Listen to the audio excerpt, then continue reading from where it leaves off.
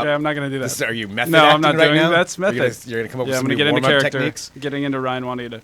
Ryan Don't Juanita talk to me. You call me Ryan Juanita from here on out. Okay, all right. I'm in character. Okay, now you're in character. Now No, you I'm know in what you're character. doing. All right. Wow, that was pretty incredible. That's a wonderful Did you see that display of transformation? acting. It was pretty good. All Pretty right. amazing. I'm sure everybody's very impressed. Let's do some Brexit jokes. Let's do it. Oh, hello everyone tuning in to Between the Streams. Thank you for joining us. If you are hopping over from our Facebook live video that we just did, thank you for joining. And however you found us, we are Between the Streams. My name is Greg Nibbler. Ryan Juanita. And we are going to be talking about all things television and streaming. We've got so many things to get to today. We certainly do. Robots and cowboys and Darth Vader and Oh my. all of those things that we're going to be discussing. We've got some movie reviews, but we want to know what you want to talk about too. Like, what are you excited about in television? Maybe some new series that are coming out. Maybe a series that you're watching now that you think should get some more press. Or what movies have you seen? Drop it in there into the chat or email us if you're listening via podcast, and we will cover those. We will talk about those if we can and get to those. But I think we've got so much stuff to get to. Why don't we just start right off the bat? Let's get into it. With, did you want to discuss? Sure. Okay. Brexit. All right. Somehow we're going to do this. This is Ryan's. But it does. So we all know about it. We wrote a story about it. So everybody's worried about the, economic implications of the UK leaving the European Union. And there's all kinds of crazy entanglements because of all the trade agreements, and there's billions and billions of dollars at stake. Right. The Dow is falling, and the British pound is at the lowest it's been since 1985. It's going to bring us way down right at the beginning of the show. Just listen. But Game of Thrones is going to be okay.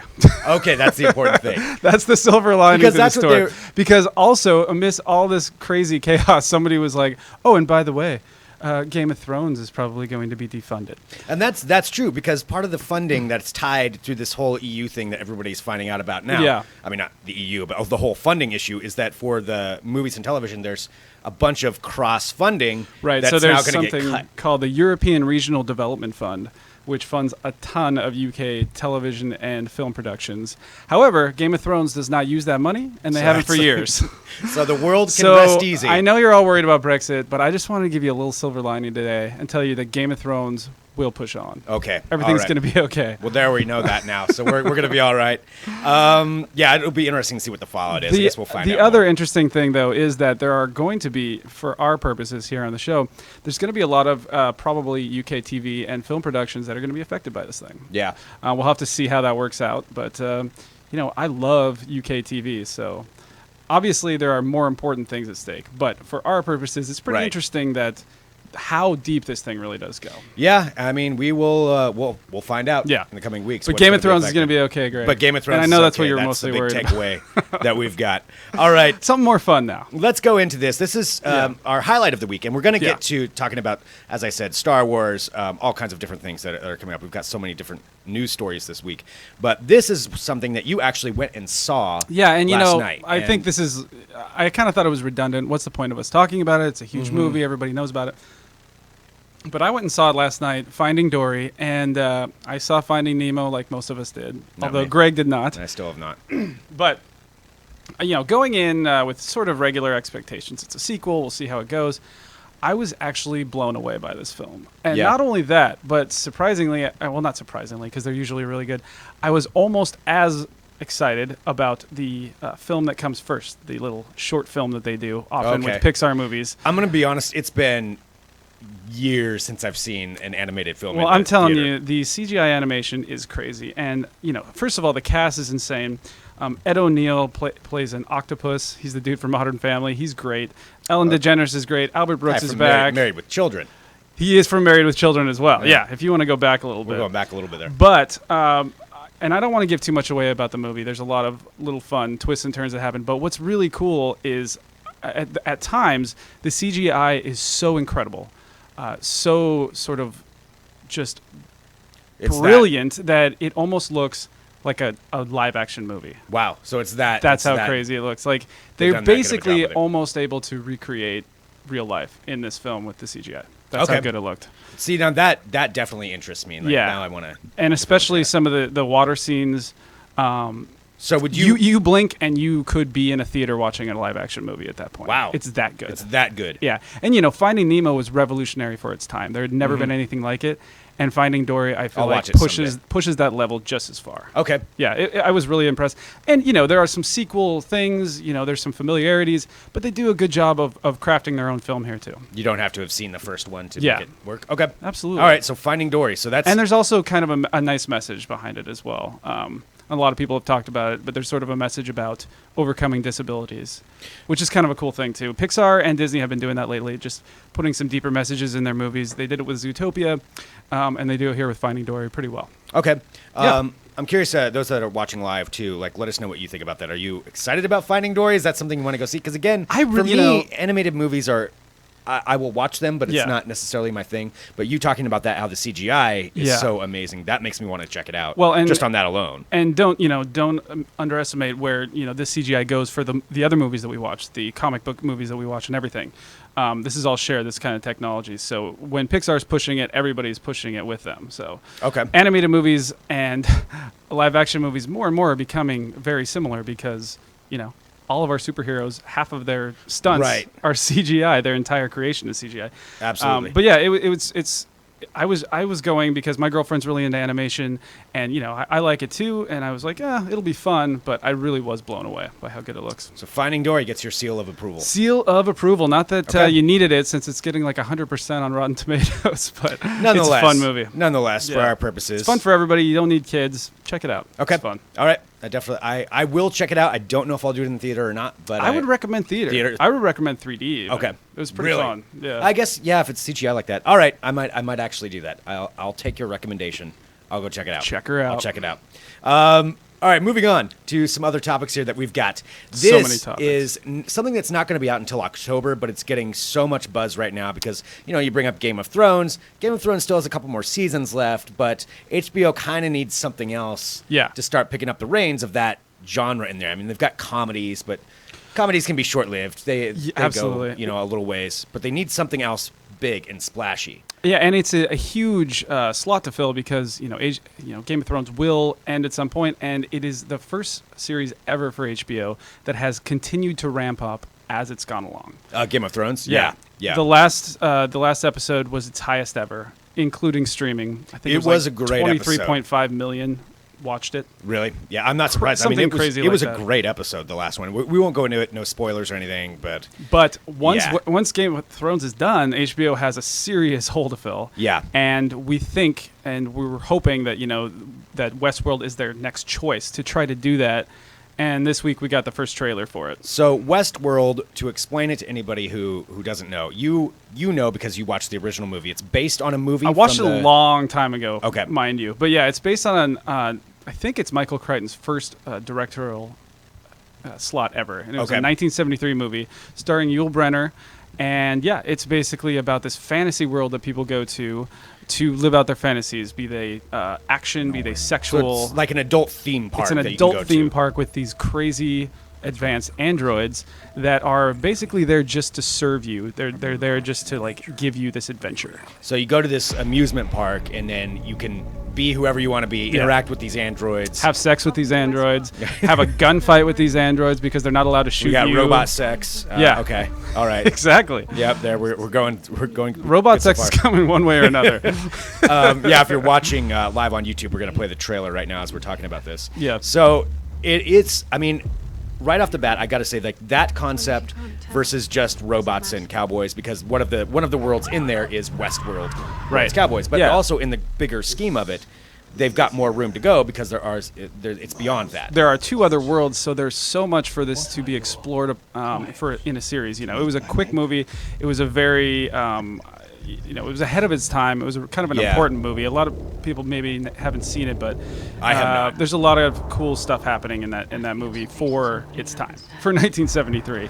But you can see with a crack writing crew what they could do with this, because there's also Roman world and medieval world, so there's a whole lot of places to play around. And so part of what the premise of the show is, and they give this away in the trailer, is that the robots are there to serve humans and interact with humans and not hurt them, but something happens, and they start turning against the humans. And this is shown in the trailer. Well, we don't want to give too much away, guessing. but yeah. I'm just basing it off the trailer. Basically, what happens is something, a wire gets crossed, and what happens when you've got this play world where the androids aren't playing by the rules anymore. Yeah, and all of a sudden they're not. Yeah, they're going after and so everybody. you can see the potential. Yeah. Now, we don't know if it's going to be the next Game of Thrones, but after just one look at this trailer, I think everyone is seeing the potential, and it's looking pretty good. My only problem with it right off the bat is if this is an amusement park, why don't you just leave? Yeah, because honestly, if watch the movie, things go wrong in amusement parks, as we just learned tragically. Yeah. But then why would you keep going to it if it's all? Well, I don't know that people do keep going to it. Okay. We don't know how they're gonna dig out this rabbit hole. Okay. But we do know that they have a fun world to play around. Either with. way, I'm in. I definitely want to watch it. And it's also got Anthony Hopkins, Ed Harris is in it. There's a bunch of new stars that are sort of up and coming. Danny Newton, right? Isn't that her name? Maybe. I'm probably messing her name up. We're the worst at names. I know, we're so bad at names. But I'm pretty sure that's who it is that's in it as well. But anyway, cool. Well, I'm definitely looking forward to it. Yes, Andy Newton. I did get it right. Nice. But then I second-guessed it and ruined it. Evan Rachel Wood. We'll cut that in. James Marsden. Yeah, that'll get cut in edit. It's too late. But yeah, so Westworld is out October 2016, October this year, so it's coming. Well, I trust HBO at this point. They've had a few clunkers in there. Leftovers didn't do it for you. Well, I liked it. I watched the whole thing. But it's not going to be Game of Thrones. Yeah, I couldn't. I had to watch it through to the end, and I don't think it's going to get another season from everything that I've read so far. It's one of those where I watched it, but I didn't like that I was watching it. I'm like, well, I have to watch it because it's on. And also because you've already put in the time. It's like throwing good money maybe they're going to get better. Maybe the next one's better. Nope, they never answer anything. Well, and then there's True Detective, which we don't think is going to get a third season. So they need something big. Seems to be what they're banking on. Yeah. And let's also remember, for those who didn't hear about this, the first buzz on this, and it's questionable whether or not HBO actually did this themselves or what, but the first buzz on this was that they were making everyone sign these contracts that were very, very detailed about the sexual nature of the show. For Westworld? Oh, yes. really? Yeah. Like, what was the... Like, you have to be okay with doing, orgy scenes and, all kinds of stuff. Wow. And then they, backtrack, and they're like, oh, that was a template for another thing, and we didn't mean to have that all in there. But that was the first buzz we really got about it, is that this is going to be quite the orgy fest of androids. They are going to replace Game of Thrones then, because somebody's got to... I don't know how you got to have the sex. Yeah. You got to have the blood. Otherwise, people are not going to do I want to start singing the song from South Park making fun of Game of Thrones, but I will not. Right? No, not right. If you've never now. seen that episode, you should watch it. Absolutely. All right, so Westworld coming out in October of this year. Moving on to something else here. Some big news that at least I think, it's something that was kind of hinted at. It's nice to have the confirmation. But it's nice to have the confirmation, Yeah. exactly. And it has to do with the Star Wars spin-off. I guess you would call it a spin-off. Yeah, I don't know what they're calling them. Yeah. Anthology stories. Anthology stories, sure. Yeah. Which is Rogue One, which is the movie that's going to be coming out later on this December. year. Yep. Yeah. And Rogue One is the story of how the rebels got the plans to the Death Star. If you've been living under a rock. That's what it is. And there's the trailers have looked all right. The trailers have looked good. Oh, the trailer, the trailers have been big. It looks exciting. Yeah. Forrest Whitaker looks like a cool character and all that stuff. Right. But what they confirmed this week is that indeed Darth Vader will be in this one, which right back here, I did bring in my Darth Vader homage helmet. I pointed it out too many times now where it's getting kind of awkward. But he's so excited about it. It's an awesome Darth Vader helmet. Maybe at the end I'll bring it up for show and tell. So Darth Vader is going to be in it. So it's going to be in that in-between period because this movie is set in between the prequel third one, which is Revenge of the Sith. Correct. And before Star Wars. Right before A New Hope. In fact, it's going to end about 10 to 20 minutes before New Hope begins. Like, in the timeline, it's really? It's 10 to 20 minutes? Oh, so when he's... minutes before in Star Wars A New Hope, when he's boarding that... Oh. Yeah. So that's how you know Vader's in it. How are they going to handle Princess Leia, though? Like a young Leia? They're not. They're just not going to address that. They're just going to float into it. The princess is on the... Okay, all right. Yeah. Huh, that's interesting then, how they're shooting it and if they're going to make it try to match up with that. Well, and so then also today we got some more news. So there have been all these internet rumors about reshoots for it. Some said that they were reshooting as much as 40%. Some said that the tone wasn't right and Disney didn't like the tone and it wasn't testing well. Well, Kathleen Kennedy, Lucasfilm president, came out today and basically said that was all total nonsense. Really? Yeah, she said that there was nothing wrong with the story or the tone. It's not being changed at all. Reshoots, as people in the industry know, are totally commonplace for any major big budget film.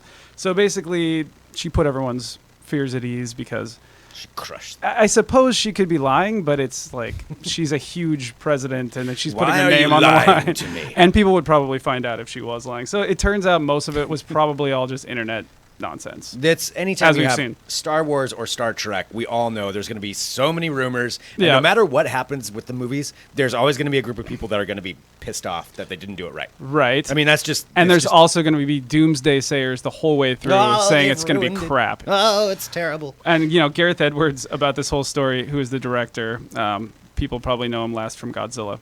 Yeah. The most recent Godzilla. But Gareth Edwards says, I'm paraphrasing, but he said something like, now that doing a film like this is how you know that the internet is just total nonsense. Like, now I know I can't believe anything I read on the internet. Yeah. Yeah. So... Well, so he is. So Darth Vader coming back. I will say this. We also found out about Forrest Whitaker's character. Forrest too. Whitaker. Yeah. What is his character? His name gonna is be? Saw Gerrera, and he was originally introduced in the Clone Wars, I still have not seen the Clone Wars, which I've is heard the great TV things show about it. that George Lucas helped produce. And I did hear it's actually really well done, but I have not watched it myself. Other news: we also found out that K2, who is Alan Tudyk's character, he's a droid. We found out that he is going to be basically. They said he's going to be the opposite of C-3PO.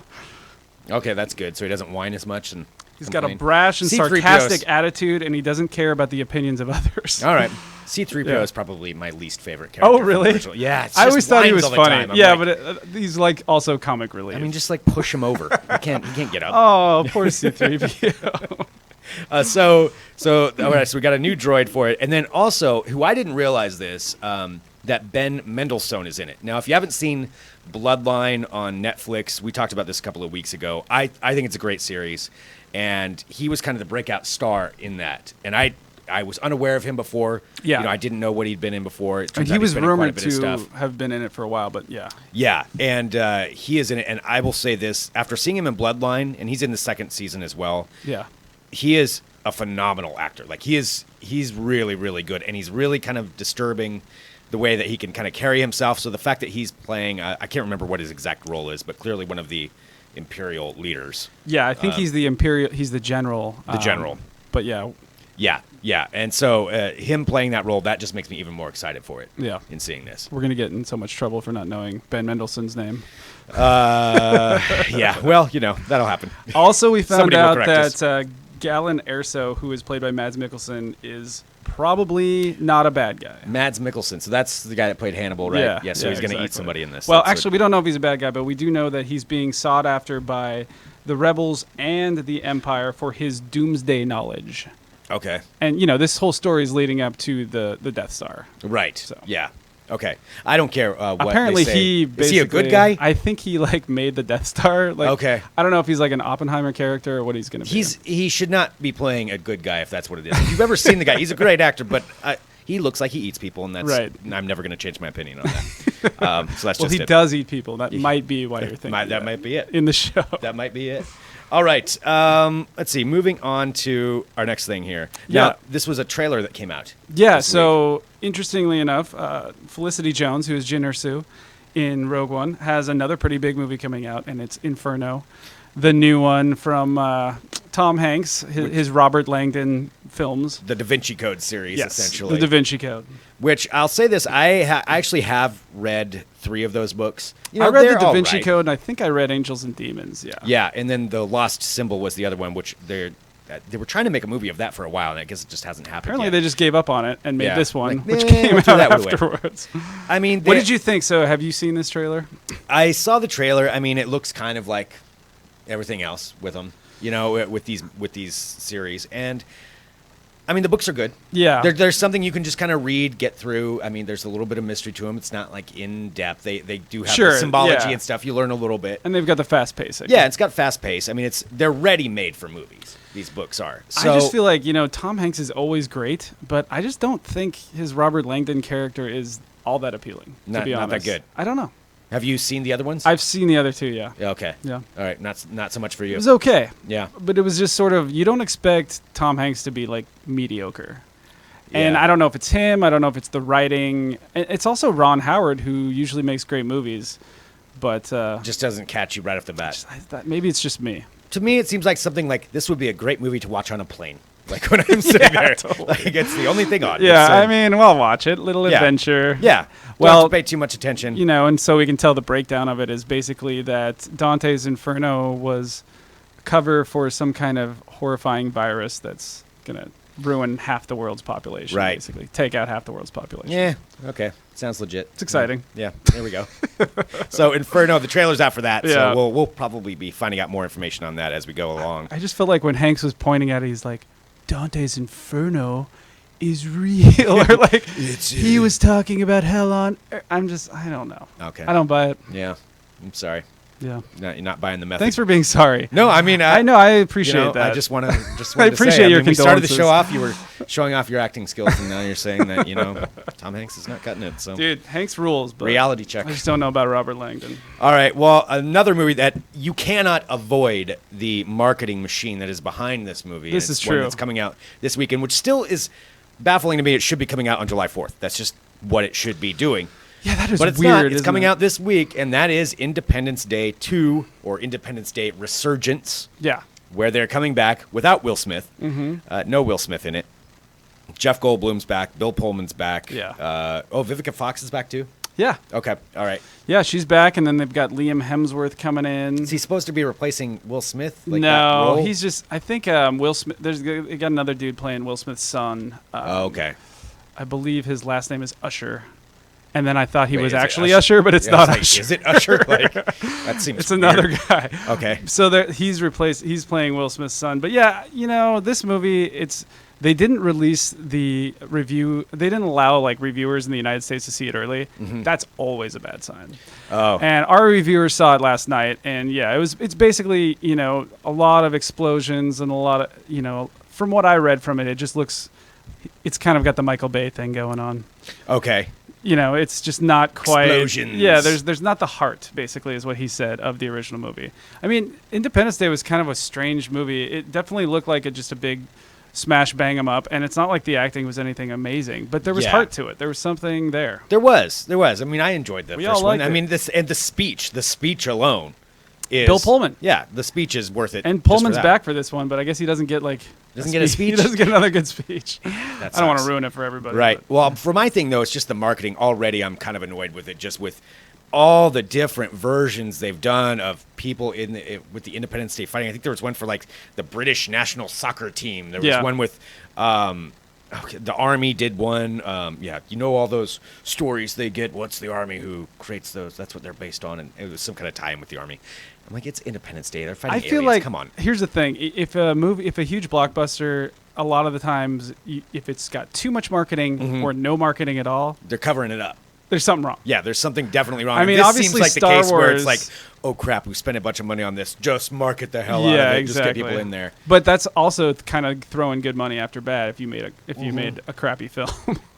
Totally. But of course, Star Wars was over marketed to all hell. Yeah, but it's Star Wars. Yeah, exactly. I mean they've got the kind of money to do that. Independence Day 2, I don't. Yeah, I always know. feel like if it's too much marketing or no marketing at all, like sometimes you'll see a big budget movie that just pops up out of nowhere. And you're Right. like, what? I didn't know they were making Yeah, this. okay. That's also a bad sign too. Well, Like, let's just cut the marketing budget and Just cut our let it go. ties. Get out of there. pretend like we don't know them. Yeah, exactly. So Pretend like we don't know. them. Independence Day Resurgence, Exactly. so it's coming out this weekend, not on July 4th.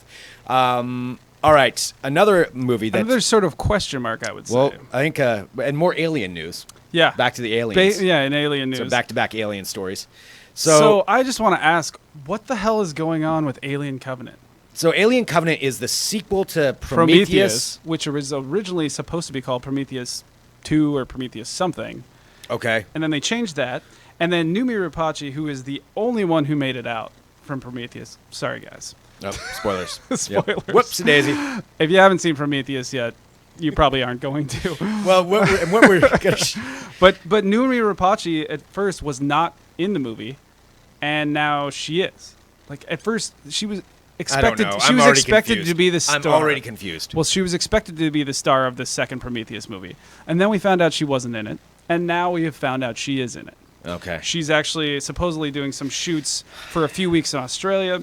They've changed the name. And then, most recently, they showed a picture of Danny McBride on the set with Ridley Scott.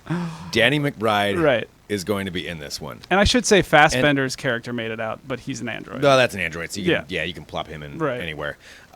Danny McBride, though, Yeah. being in an Alien movie, It's an interesting choice. I don't really know what you're going to do with that. I mean, I'm going to just make my my prediction right now is that he is going to be the comic relief and a very satisfying death.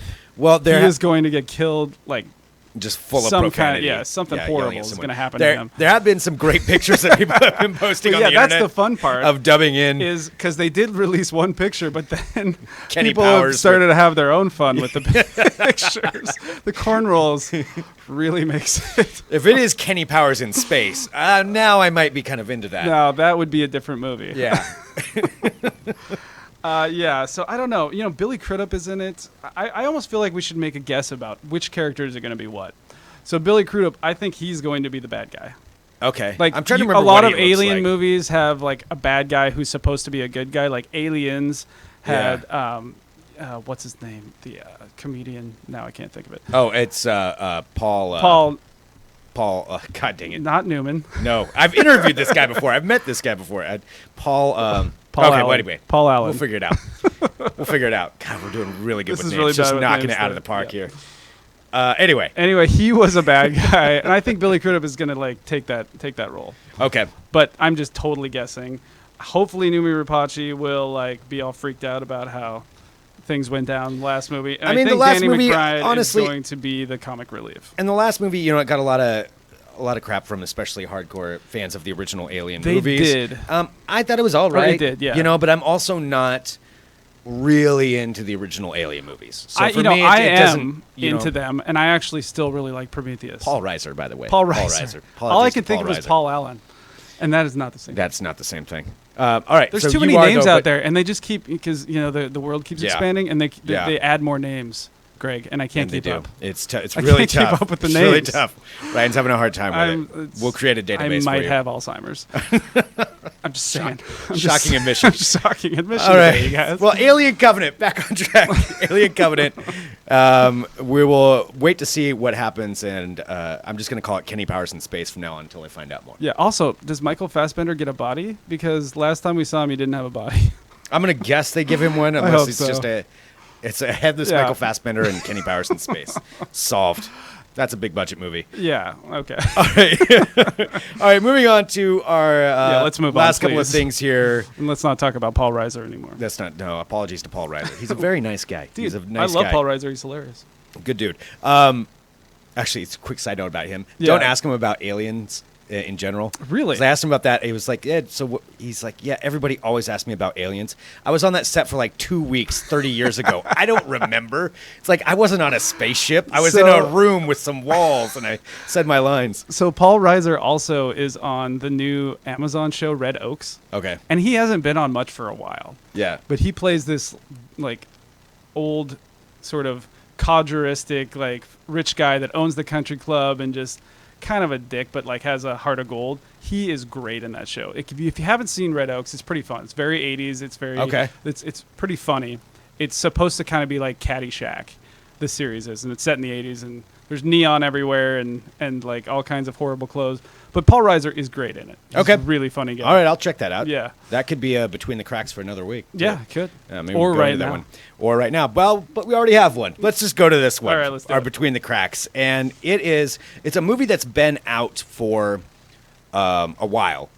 Which one? Well, the Between the Cracks for What We Do in the... Oh, no. That's not Between the Cracks. What would be Between the Cracks? Hunt for the Wilder People, which comes out this weekend. Well, how's it Between the Cracks if it doesn't come out until this... Because I'm excited about it. Okay. All right. Yes. All right.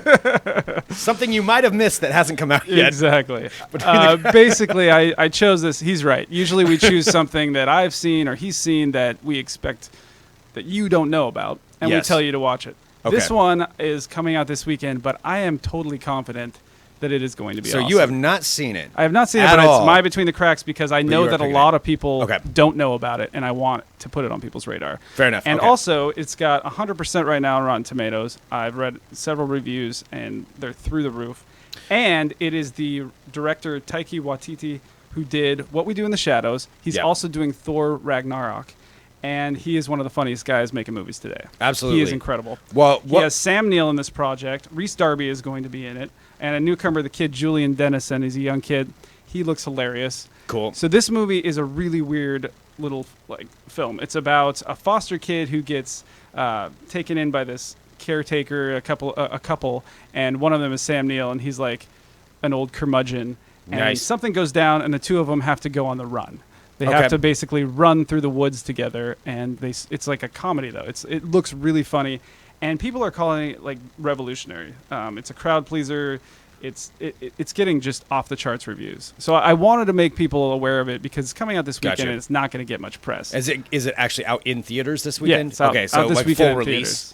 Yeah, I mean, it's probably not going to be everywhere, but Right. you can totally go see it this Okay, weekend. so you can find it and hunt for the wilder people. Yeah, so this guy makes small comedies, and Mm-hmm. you referenced it earlier, What We Do in the Shadows. Right, which I still talk to people all the time who are just finding out about What We Do in the Shadows, Yeah. or may have seen the description and were like, "No, I don't want to watch a vampire." Which is movie. a vampire comedic mockumentary in the vein of Spinal Tap, yeah, but about but with vampires a instead house of of rock vampires, stars. and it stars. Well, he is in it also. Taika Waititi is in it, and he Yep, co-stars. he stars with, and directs. with Jermaine Yeah. from and wrote it. from Flight of the Conchords. Yeah. Yeah, and it is so good. It is such a funny movie. It's filmed very low budget like, which I think it was a low budget. Yeah. And it's this house of vampires, different levels of vampires, and then there's also their enemies, which are the werewolves. But it's done in such a funny comedic way. It's like a reality show. That's how they film it. Yeah, and where they're just absolutely. normal people, going through their lives, just happen to be vampires. And also Just having a vampire. and their And little fights with the werewolves where apparently they just they- get pissed off at each other is really funny. Apparently, they spent years trying to figure out how to make this movie, like several years. Just trying to get it right, trying to figure out how they're going to put in the supernatural elements and still make them funny. Yeah. Trying to figure out, mockumentary style. I mean, Christopher Guest essentially invented the mockumentary style. Yeah. And in my opinion, this movie is the best of them since Spinal Tap. Wow. Now, I love all of Christopher Guest movies. Best in Show. I love Waiting them all. for Guffman, yeah. And Best in Show is a close runner-up, or maybe, could beat it. Depends on the day, maybe. But What We Do in the Shadows, to me, is the best thing we've seen, especially from another director, Yeah. since Spinal Tap, and I've of this genre. honestly, like, everybody that I've ever talked to that's seen this loves this movie. And Yeah. it is really, really funny. And it's worth watching a couple of times. The characters are, endearing. Yeah. It's really well done. There's changes in the plot. I mean, I don't want to give anything away. I just want to say I highly recommend this movie. It's a funny movie. It's lighthearted, even though it is about vampires. And, So surprising it's how funny it is. They're all morons, on top of it. And Waititi's character is the best because yeah. he plays a dandy. Yeah. He plays like an 18th century dandy. Yeah. Yeah. Who was made into a vampire, obviously.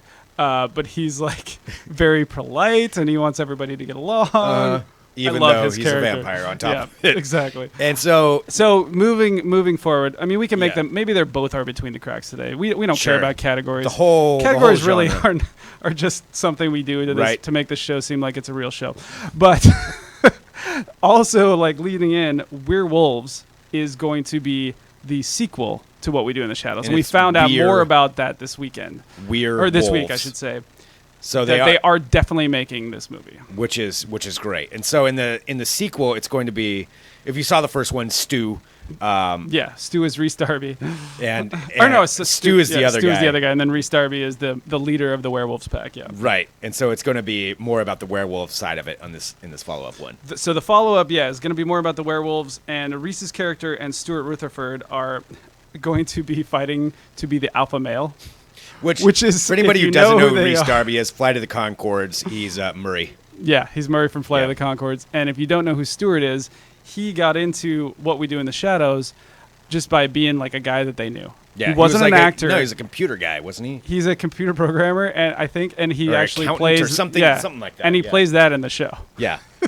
with He plays zero that in the acting movie. skills, and Yeah. but he's great in it because doesn't require any for this. And the idea that So- he's going to be competing for the alpha male of a werewolf pack is, by itself, enough of a premise for a movie. It's fantastic. So what we do in the shadows, definitely check that out. Wilder People, which is coming out this weekend. The Hunt for the Wilder Hunt People, for the yeah. Wilder People. Which is Watiti's other one. And again, he's making Thor Ragnarok. Yeah, so which that's looks some credence right also there. amazing. He's kind of in my opinion, he's one of the big up and coming directors around right now. Definitely seems He's like getting it. the big projects, and pretty much everything he's made is good. So Hunt for the Wilder People, actually out today. That's right. Yeah, so definitely check that out. That's the Between the Cracks. All right, I didn't realize what time it is. We're probably out of time here to go much further. I have more. We can talk more. I think we're probably good now. All right. We'll save it for next week. But that's what the great thing about this show is. We've got a bunch of things to bring up next week already. And we want to hear what you want to talk about as well and get your thoughts on everything. So if you're not watching on YouTube, send us an email, podcast@digitaltrends.com. We're between the streams, so we're every Friday at 2 p.m. here. And again, like especially for the Between the Cracks segments or things like that, where it's a show that maybe you watch that maybe a lot of people don't. We want to know what it is, and then we'll discuss them. We'll find Absolutely. out. We'll watch them and talk about them. I'm done talking now, I think. You're going gonna to watch it. I'm going to watch it. I'll watch all of them. All right. Darth Vader mask is waiting for me. So thank you so much, everybody, for tuning in. We will be back next week with another episode.